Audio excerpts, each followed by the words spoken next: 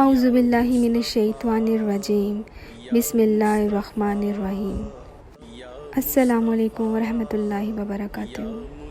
ہر سال میلاد النبی کے موسم میں ہم حضور صلی اللہ علیہ وآلہ وسلم کا ذکر کر کے اپنے قلب و نظر کی تسکین کا سامان کرتے ہیں، اور یقیناً حضور صلی اللہ علیہ وآلہ وسلم کا ذکر اہل ایمان کے لیے تسکین کا سبب ہے۔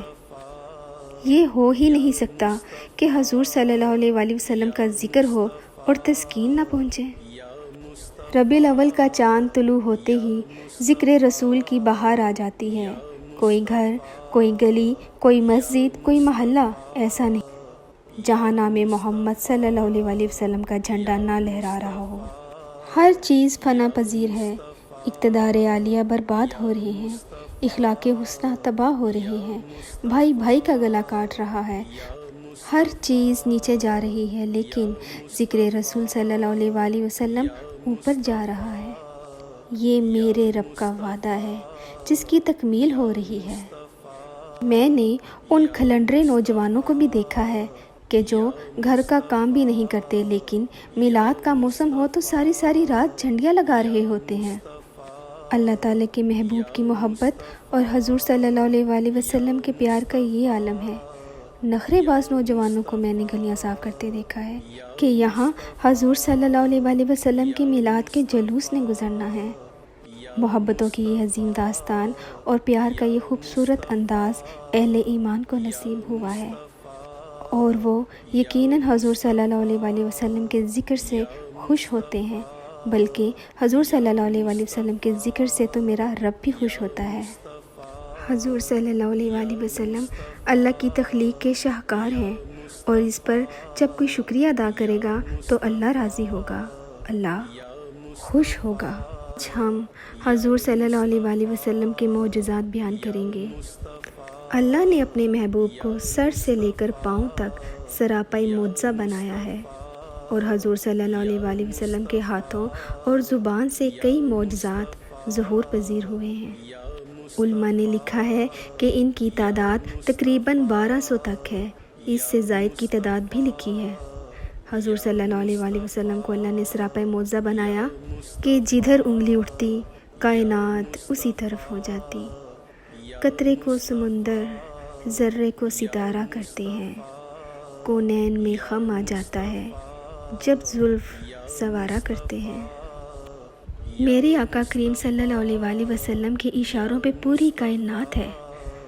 ذرے اس خاک کے تابندہ ستارے ہوں گے جس جگہ آپ نے نالین اتارے ہوں گے۔ حضرت ابو ہریرہ رضی اللہ عنہ نے کثرت کے ساتھ احادیث سے امت کو پہنچائی ہیں۔ کہتے ہیں، ایک دن ایسا بھی آیا کہ اتنی بھوک لگی، کھانے کے لیے کچھ نہ تھا اور میری کمر بھی سیدھی نہیں ہو رہی تھی۔ میں مسجد نبوی میں جا کے ایسے زاویے میں بیٹھ گیا جہاں لوگوں کا گزر ہوتا۔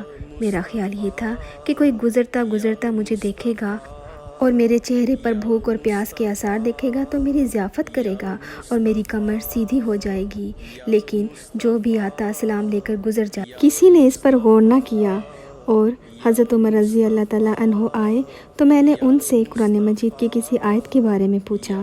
میرا خیال تھا کہ یہ آیت بھی بتائیں گے اور ساتھ مجھ سے ہم کلام بھی ہوں گے اور میری کیفیت بھی جان جائیں گے۔ انہوں نے مجھے آیت بتائی اور جلدی سے چلے گئے۔ میں پھر پریشان تھا۔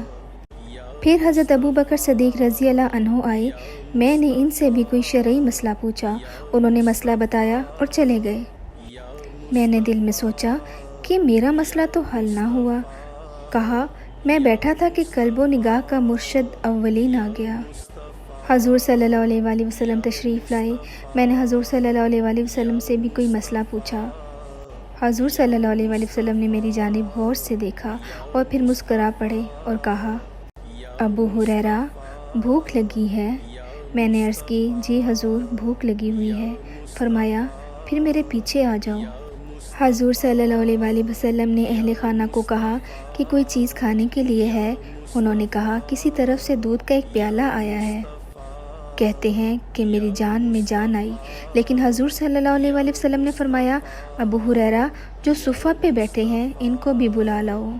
صرف ابو ہریرہ رضی اللہ عنہ سے ہی پیار نہیں، جو باقی خادم ہیں ان سے بھی پیار ہے۔ آقا تو سب کے ہیں، وہ بھی بھوک سے تڑپ رہے ہیں۔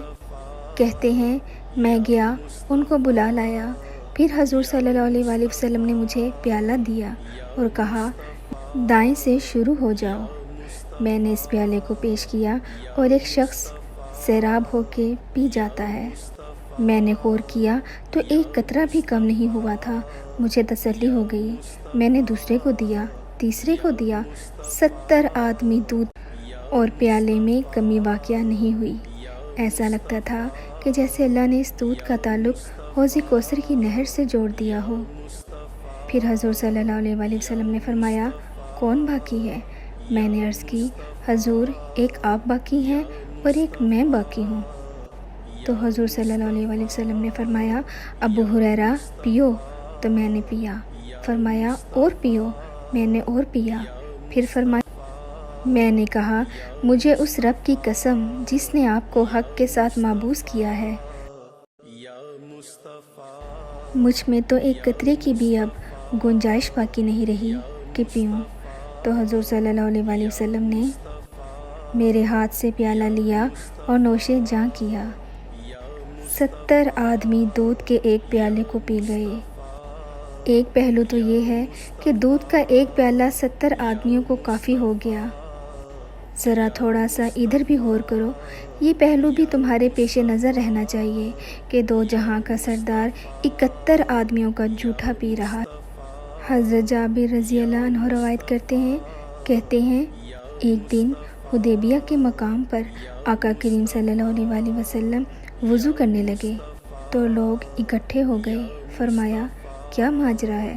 عرض کی کہ حضور پانی نہیں ہے، اس لیے لوگ پیاس سے تڑپ رہے ہیں۔ تو آقا کریم صلی اللہ علیہ وآلہ وسلم نے کوزے کے اندر اپنے دستے برکت ڈال دیا۔ فَجَعَلَ الْمَاءُ يَفُورُ مِنْ بَيْنِ أَصَابِعِهِ كَأَمْثَالِ الْعُيُونِ۔ حضور صلی اللہ علیہ وآلہ وسلم کی انگلیوں سے پانی یوں پھوٹتا تھا جس طرح چشمے نکلتے ہیں۔ قَالَ فَشَرِبْنَا وَتَوَضَّأْنَا، کہا ہم نے پانی پیا بھی اور وضو بھی کیا۔ راوی نے حضرت جابر رضی اللہ عنہ سے پوچھا تم لوگ کتنے تھے؟ کہا 1,00,000 بھی ہوتے تو کافی تھا، لیکن ہم تھے 1500۔ اگر ہم 1,00,000 بھی ہوتے تو وہ پانی کم نہ پڑتا۔ سبحان اللہ۔ چینل میری باریک سوچ اگر آپ کے لیے باعث مسرت ہے تو برائے مہربانی اس چینل کو سبسکرائب کریں۔ جزاک اللہ۔ یا مصطفیٰ، یا مصطفیٰ، یا مصطفیٰ۔